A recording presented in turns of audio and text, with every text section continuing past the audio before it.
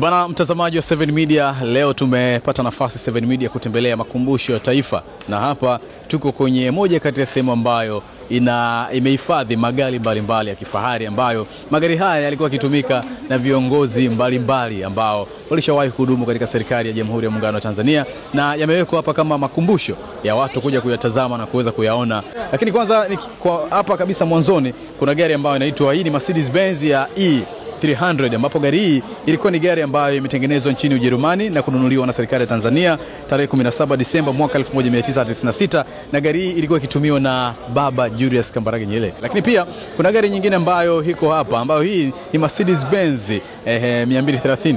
Bana, hii gari hii inasema imetumiwa na baba wa taifa Julius Kambarage Nyerere, ambaye alikuwa ni miongoni mwa waanzilishi wa Jumuiya ya Afrika Mashariki mpaka kufikia mwaka 1977. Na gari hii bwana alikuwa akitumia katika masuala mbalimbali ya kuhakikisha kwamba anasimamia majukumu yake ya kila siku. Lakini pia kuna vitu ambavyo najua Tanzania wengi huenda wakawa hawajui. Bwana, Mwalimu Julius Kambarage Nyerere alikuwa akitumia Rolls Royce kama unavyoiona hapo. Hiyo ni gari ambayo ilikuwa ni ya kifahari sana, lakini pia bado inaendelea kuwa ya kifahari kwa sababu iko kwenye makumbusho ya taifa, na tunatazama gari hii kama ni miongoni mwa magari ambayo yalikuwa akitumika na kiongozi mkubwa kabisa wa serikali, Mwalimu Julius Kambarage Nyerere. Na gari hii bwana imetengenezwa nchini Uingereza na kutolewa kwa nchi ya Tanzania tarehe 5 Novemba mwaka 1965 kwa ajili ya kuwapokea viongozi mbalimbali ambao walikuwa wakiingia nchini Tanzania. Hii ndio gari ambayo ilikuwa ikitumika, na kama unavyoona ina alama zote ambazo zinaashiria kwamba ni gari ya kiongozi,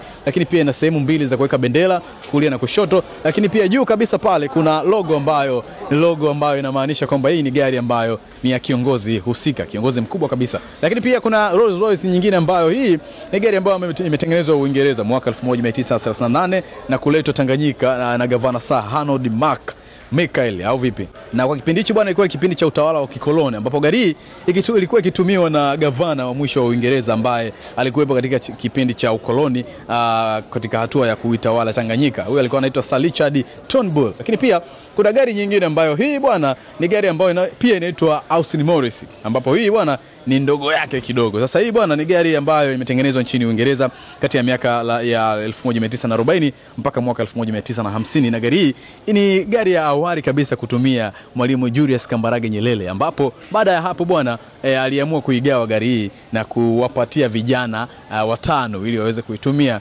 kuendesha shughuli zao za hapa na pale, mambo yaweze kwenda kwenye chama na vitu vingine kama hivyo. So hii ni sehemu ambayo imekusanya magari ambayo alikuwa akiyatumia Mwalimu Julius Kambarage Nyerere, ambapo kuna magari mengi ikiwemo magari ya kifahari kama Rolls Royce, ambapo haya yote ni magari ambayo yalikuwa yakitumika na kiongozi huyu ambaye alikuwa akifanya kazi kubwa kabisa ya kuipigania nchi ya Tanzania ili tuweze kufikia malengo. Bana, tuko hapa makumbusho ya taifa, na kikubwa ambacho kimetuleta hapa ni kukufafanulia mambo mbalimbali ambayo naamini unatamani kuyafahamu kutokea hapa katika makumbusho ya taifa. Mimi naitwa King DI, nyuma ya kamera pale ni Ben Click kutokea pale Instagram.